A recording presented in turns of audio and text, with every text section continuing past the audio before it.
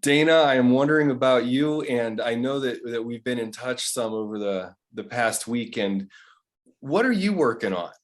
In especially in regards to assessing your skills, which you've been building in terms of how to represent that on LinkedIn, on your resume, and in interviewing.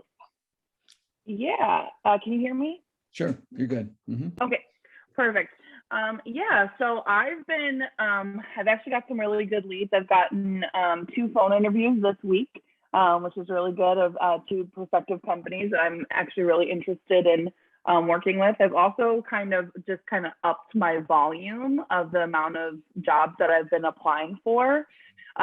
So I, was kind of really hunting for those really specific jobs in the beginning that I was applying for, and I'm still doing that, but I'm also just increasing the volume on a daily basis of how many I'm applying to. And that's really kind of helped. I've also been kind of tailoring specific resumes and cover letters for certain fields of specific jobs that I'm looking for. So I can send out a mass volume of, okay, these are kind of all the jobs that fall under, account manager positions that I'm applying for. These are all resumes and things that fall under, recruiter positions that I'm applying for. So kind of tailoring each resume and cover letter with the skills that I know that I have that would be beneficial to that specific job or career field has been really beneficial. And I've seen more feedback from potential employers because of that. So. Right. Good work. Good work. And what's the skill set that you're noticing that you're developing as you're doing that work? Well, there's a lot of skill sets that I'm noticing. So, I'm putting in attention to detail a lot more, and I'm able to get a lot more done in a small period of time. I feel like my ability to crank things out has gotten faster. My ability to write a cover letter for a specific position, I've increased the time. I can do things faster essentially now than before. It was like really slow going, and now I'm like kind of in a groove of it where I can pump things out a lot quicker.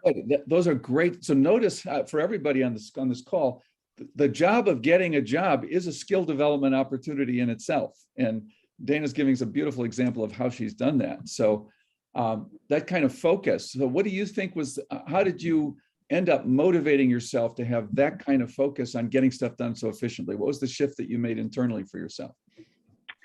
Well, I think I set, like a goal of, when I want to have a new job by.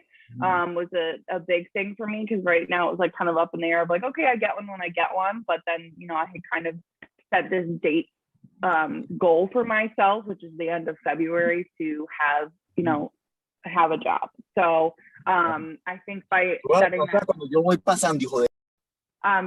that goal, I was able to kind of I think sometimes I have trouble setting goals, so then I have a hard time getting that motivation to reach something. So by setting a goal, I was able to kind of do an internal shift. Okay, if I want to get to this goal, how do I do it? Well, that's beautiful. Thank you. And one of the things that we've found in the social emotional intelligence area is sometimes people think of a goal as like, I've got to hit a number, and that's what they're focusing on. And that doesn't tend to motivate. What actually motivates is a sense of yearning, vision, and purpose.